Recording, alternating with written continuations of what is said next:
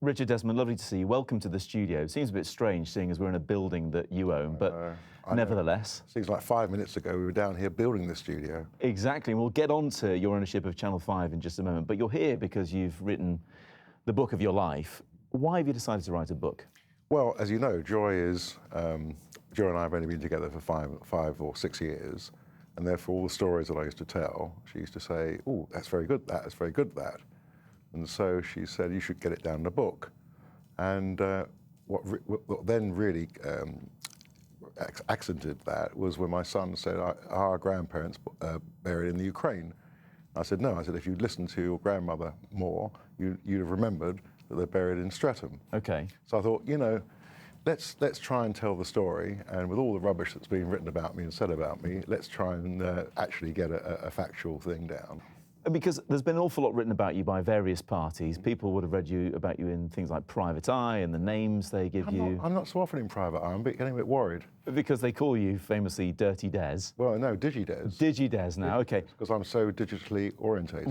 Or maybe not. What do you think about all this stuff that's written about you? I think it's all fun, it's all rock and roll, it's mainly in good humour, it's mainly bad journalism. I mean, I've read something today that I've written this book in 4 days, and of course I didn't write it in 4 days. I mean, I make little quips like that, and people pick it up. It's my fault, probably. You started from scratch. I know you helped out your dad who went deaf, and you were starting selling things from a very young age. But look at you now. You're a billionaire. Fantastic. Lots of money in your pocket. Fantastic. You know what I say in the book about when I made my first million? Go on. Well, I can't say it on screen, but it's in the book. It involves swearing.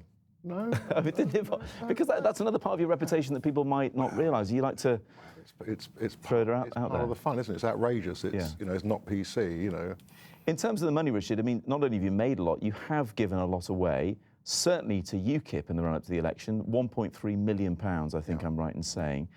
How do you feel now after the election? Bit short-changed, maybe? No, you must be joking. I mean, we've got a referendum coming, and without because of the Tories.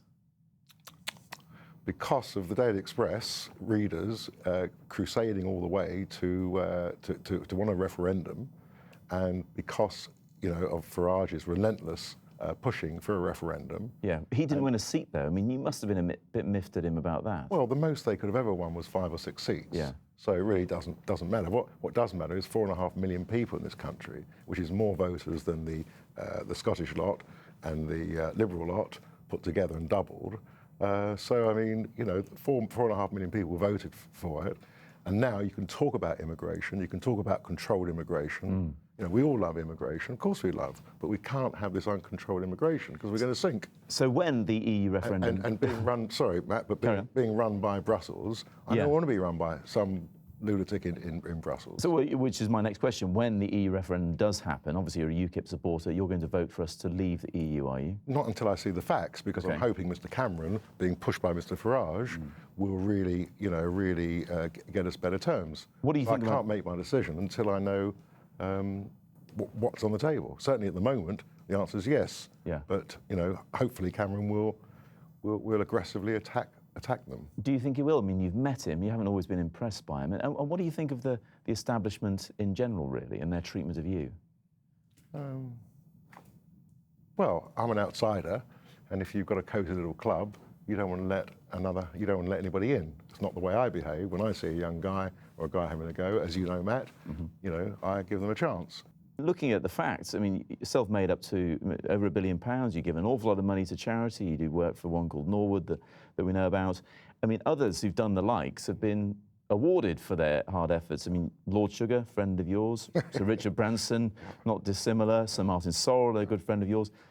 Should be Sir Richard Desmond, or even Lord Desmond by now, shouldn't it? Well, I did turn down a peerage from Tony Blair about 10 years ago, because I'm sure you've been to the House of Lords for lunch or for dinner. Not recently. Okay, well, go there and you tell me if you'd like to be part of that club. I mean, it's not, you've been to my office. Yeah. You've seen I've got the best office in London. You've seen I've got one of the best homes in London. Well, you've got your private lift up to it. Of course. Yeah. Of course. Let's just address some of those myths. Doesn't everybody have a private lift? Unfortunately, not everyone has that many floors, Richard, but let's just address some of those myths that might or might not be true. Do you get served a banana on a silver salver by a butler? No. You don't. No, it's a shame, isn't it? It is a shame. Yeah. No, what happened, I was on a diet about 20 years ago whereby I had a diet at 11 o'clock and 3 o'clock, and my waiter, or what you call him, the waiter, the bloke looks after me. The butler. Well, the butler. Okay. Yeah, Manservant. The raw butler. Okay. Came in and for a joke he put it on a tray. Oh, and the story then did the rounds. You know, it's all these stories have a semblance of truth somewhere, and then they get, you know, but it's good for business. So no sign of slowing down yet then? Well, we have a huge development, as you know, in the old print sites in Docklands, and according to the Sunday Times, we're going to have 3,000 new houses. So one of the journalists who came in and said, "Oh, well, that won't keep you satisfied."